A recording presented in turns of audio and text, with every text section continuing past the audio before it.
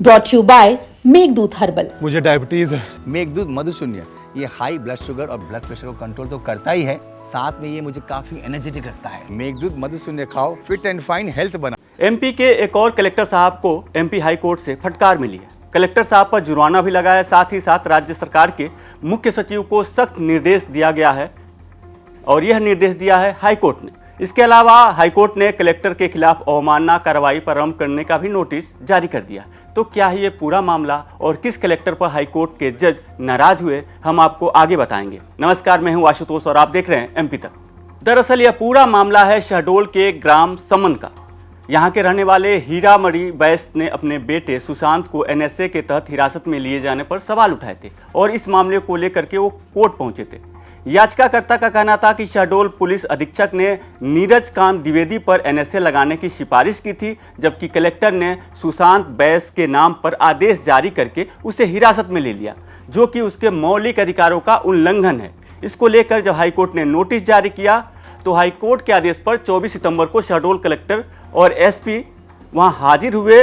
उनका पक्ष सुनने के बाद डिवीजन बेंच ने सुशांत बैस को अवैध हिरासत में रखने पर एसीएस यानी अतिरिक्त मुख्य सचिव गृह विभाग को शपथ पत्र पेश करने को कहा, जिसके बाद अतिरिक्त मुख्य सचिव एसएस शुक्ला ने हाईकोर्ट में शपथ पत्र देकर कहा कि कलेक्टर के बाबू से टाइपिंग में गलती होने के कारण यह गलती हुई है।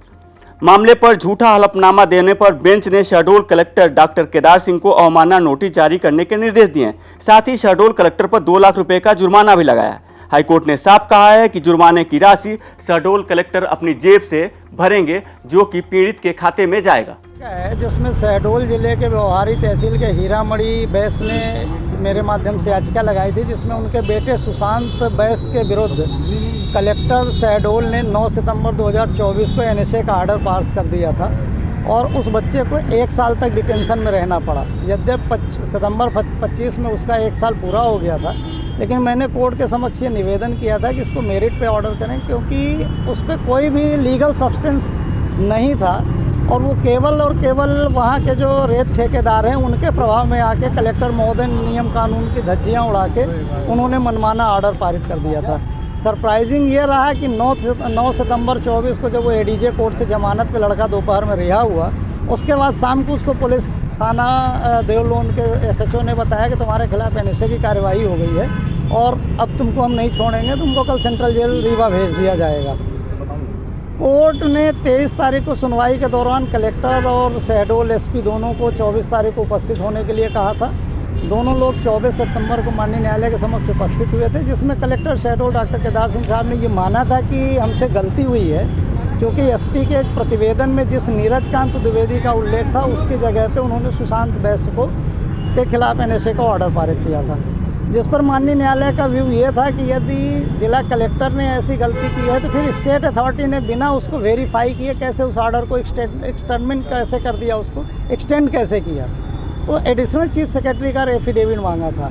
7 अक्टूबर को एडिशनल चीफ सेक्रेटरी का एफिडेविट आया, उसको मैंने अवलोकन किया तो उसमें ये पाया कि उन्होंने कतिपय जगह पे गलत चीज़ें पेश की हैं। तब हमने एक काउंटर एफिडेविट फाइल किया था, जिसमें कलेक्टर शहडोल ने जो अपने रिप्लाई में गलत तथ्य पेश किए थे और झूठी जानकारियाँ दी थी, साथ ही उन्होंने गलत एफिडेविट भी फाइल किया था, जो कि यदि कोई गलत डॉक्यूमेंट या गलत तथ्य है वो कोर्ट में एफिडेविट से सपोर्ट होता है।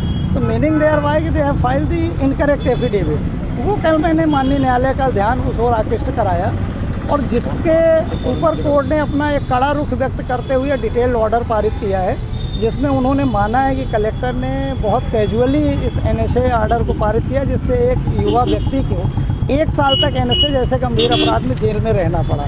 रिसेंट फरवरी 24 उस लड़के की शादी हुई थी, सितंबर में एनएसए की प्रोसीडिंग हुई, मार्च में उसको बेटी हुई, लेकिन वो सभी सपने नेचुरल लव एंड अफेक्शन से वंचित रहा किसी एक अधिकारी के मनमानी रवैये के कारण। फाइनली ऑनेबल कोर्ट ने पिटीशन अलाउ करके मूल एनएसए का ऑर्डर, बाद के एक्सटेंशन ऑर्डर सभी पेश कर दिए हैं। हाईकोर्ट के जस्टिस विवेक अग्रवाल और जस्टिस ए.के. सिंह की युगल पीठ ने इस पूरे मामले पर नाराजगी जताई और कहा कि एनएसए के उपयोग को टूल की तरह से नहीं किया जा सकता। इसके लिए कानूनी प्रक्रिया का पालन किया जाना आवश्यक है। एनएसए की कार्रवाई तभी की जानी चाहिए जब व्यक्ति से समाज और लोगों में भय की स्थिति उत्पन्न हो जाए। वैसे यह कोई पहला मामला नहीं है जब किसी कलेक्टर को हाईकोर्ट से फटकार मिली है। इसके पहले भी कई ऐसे मामले सामने आ चुके हैं। यह खबर हमें भेजी है हमारे सहयोगी जबलपुर से धीरज शाह ने। मध्य प्रदेश से जुड़ी तमाम बड़ी खबरें देखने के लिए देखते रहिए MP तक।